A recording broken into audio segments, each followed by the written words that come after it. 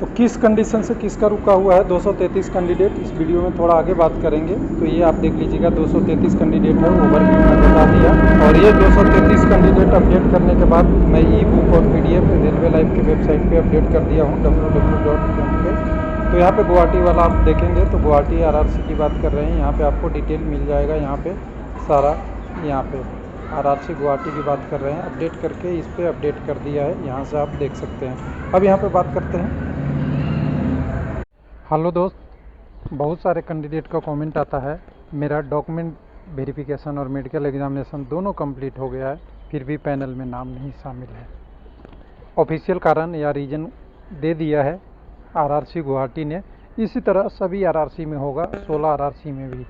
लेकिन कई जगह तो पैनल ही कम दिया है, तो वो तो आप समझ ही सकते हैं कि वो पार्शियल पे में पैनल है। तो जब फुल पैनल आएगा तभी नाम आएगा। लेकिन जहाँ का मैक्सिमम आ चुका था, जैसे बिलासपुर है, भुवनेश्वर है, NFR है, पटना है और कई सारे जैसे जहाँ पे फुल पैनल लगभग आया है, सिकंदराबाद है, चेन्नई में है, मैक्सिमम कैंडिडेट का आया है। लेकिन अभी भी पोस्ट खाली है वहाँ की। लेकिन बड़ा पैनल है, उसमें भी बहुत सारी कंडीशन दिया हुआ है। तो देखिए कंडीशन क्या क्या है, सब जगह लगभग ऐसे ही होगा, खाली कैंडिडेट की संख्या कम ज़्यादा हो सकता है, कंडीशन सेम ही होगा। तो यहाँ पे आ गया है वेबसाइट पे, आप देखेंगे तो वेबसाइट पे यहाँ दे दिया है रीजन, क्या कारण है पैनल 1 में शामिल नहीं किया है, साफ साफ लिखा है। और कहते हैं इसी को बोले सही चीज़ें को सही तरीके से लिखना। चलिए लिख दिया, अच्छी बात है। इसको ओपन करेंगे, ओपन करने के बाद हमारे पास ये डिटेल आएगा। तो सारा रीजन आप देख लीजिए एक एक करके, आपके सामने दिख जाएगा कि सारा रीजन है और इससे ज़्यादा रीजन तो कहीं और नहीं होगा। सबसे पहले पार्ट पैनल का कंडीशन भी दे दिया है। यहाँ पे एक एक का देख लीजिएगा। और 3 तारीख का डेट ही है, पब्लिश हुआ था, उसका रिजल्ट है। उसके बाद है the absent not eligible and notification hereby बाई कैंसिल, कैंडिडेचर कैंसिल होगा।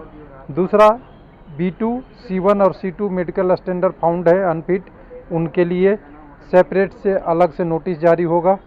उसके बाद remaining candidate will be finalise after due to verification of end of May, यानी 2 DB मई में होगा। उसके बाद आपका कैंडिडेट टेम्प्रोरी अनफिट है, उसका भी आगे आएगा। TWD कैंडिडेट का है जो send to state medical authority, वहाँ से पता करने के लिए रिव्यू के लिए भेजा है। उसके बाद आपकी बहुत सारी चीज़ें करके ये सारी चीज़ें लिखा है, बाकी चीज़ें आप वेबसाइट पे चेक करते रहेंगे, वो लिखा है।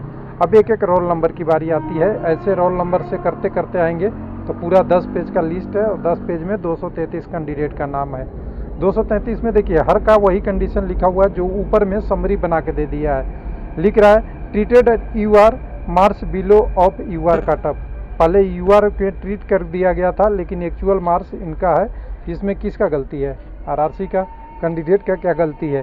लेकिन इनकी पैनल में शामिल नहीं हुआ क्योंकि पहले ट्रीटेड एंड UR किया था, लेकिन UR से मार्क्स बिलो कट ऑफ है, यानी marks below UR cut off इनका है एक्चुअल में, यानी कट ऑफ 70 गया और कैंडिडेट का 69.9 रहा हो। तो ऐसे कैंडिडेटों को 70 वाला कैसे पोस्ट दे सकता है? लेकिन अभी इनकी होप है, अपने कम्युनिटी में जाएंगे और बहुत सारी चीज़ें हैं, थोड़ा सा ध्यान दीजिएगा। ये भी हो सकता है ये कैंडिडेट OBC क्रीमली लेयर वाले भी होंगे, ऐसा भी हो सकता है।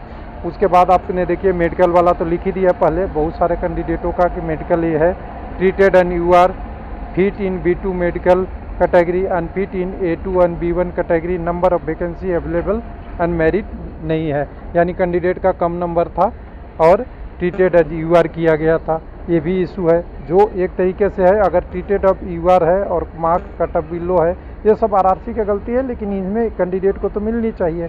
ट्रीटेड एंड UR किए हैं और उनकी मेडिकल स्टैंडर्ड लोअर है तो हायर नंबर में नहीं मिलता, तो उनको नीचे अपने कम्युनिटी में पोस्ट मिलनी चाहिए थी। OBC हो तो OBC, EWS हो तो EWS, SC हो तो SC ST का वैसे ही है, यानी पूरी कंडीशन यहाँ लिखा है। उस कंडीशन के हिसाब से देखिएगा सारा वही है। मेडिकल फिटनेस जिस दिन पब्लिश हुआ था पैनल तब तक रिसीव नहीं हुआ, कैंडिडेट का गलती नहीं, RRC की गलती है, यानी मेडिकल को जल्दी लेना चाहिए था। पेंडिंग है इनका, अगर फ़ोटो फिंगरप्रिंट वगैरह का इशू रह गया वो कैंडिडेट का इशू है। उसके बाद मेडिकल एग्जामिनेशन जैसे ही आएगा वो आएगा, सारा डिटेल वही है, बस रिपीटेड हुआ। अब्सेंट इन DB में है, इसको सर्च कर लेंगे तो अब्सेंट 1 DB वाले वो बहुत सारे मिल जाएंगे। उसके बाद पैनल रिसीव करने वाले नहीं मिलेंगे। ऐसे ऐसे करके पूरी डिटेल है 235 पेजों का, 235 कैंडिडेटों का।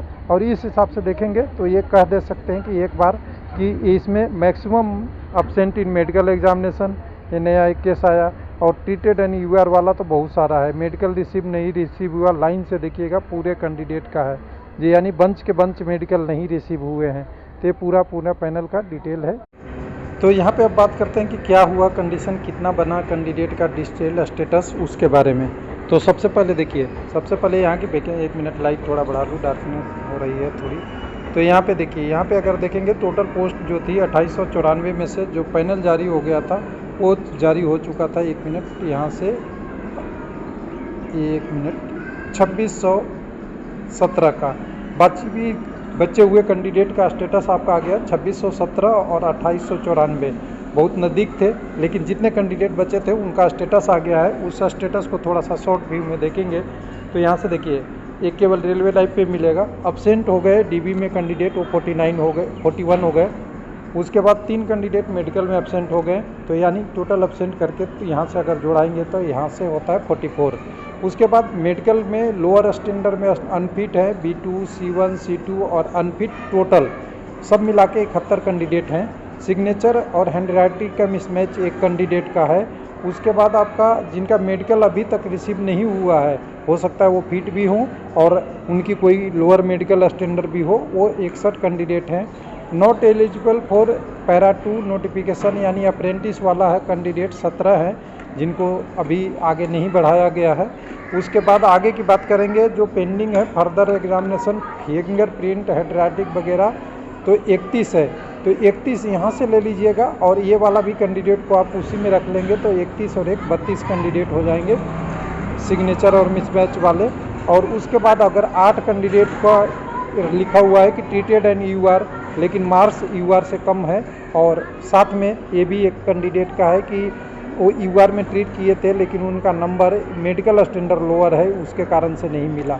यानी टोटल 8 कैंडिडेट हैं, तो टोटल 233 कैंडिडेटों का स्टेटस यहाँ पे मैंने बोल दिया है।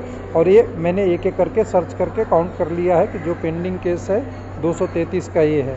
तो उम्मीद है कि आगे आने वाले दिनों में कम से कम जो सेकंड डीबी आएगी, तो ये तो श्योर हो गया है। ये कब का स्टेटस है, जब रिमाइंडर डीबी या सेकंड डीबी जब बुलाया गया आपके ब्लॉक डेट में, उसके बाद का स्टेटस है। 50 लोग को तो यहाँ हो गया। उसके अलावा जो मेडिकल वाले हैं उनकी जब तक कंडीशन लिखा हुआ है, आपने नोटिस में पढ़ा ही होगा कि इनमें लिख दिया है 1 मिनट नोटिस में कि कैंडिडेट जब नहीं होंगे तो उनकी कैंडिडेचर कैंसिल होगा। उसके बाद आगे की डीबी मेडिकल पोस्ट होगा, कैंडिडेचर कैंसिल होगा। कहाँ देखिए 1 मिनट है, मतलब कोई भी कैंडिडेट अगर इशू होगा, उनका कैंडिडेचर इशू होगा तभी सेकंड डीबी की बात कर रहे हैं। और बाकी चीज़ें तो आपने देख ही लिया सारा करके। तो कुल मिला के कहें कि पीडब्ल्यूडी का इसमें डिटेल नहीं दिया है, पूरा मेडिकल स्टैंडर्ड लोअर वगैरह तो दे दिया है। तो यहाँ पे अगर कहें कि 233 कैंडिडेट और आने हैं, तो अभी वो 233 कैंडिडेट का स्टेटस ये अभी कुछ दिनों में आपको मई के आसपास अभी मिल जाएगा। और उससे पहले जिनका मेडिकल नहीं हुआ वो रेलवे का ही इशू है। थैंक यू, धन्यवाद।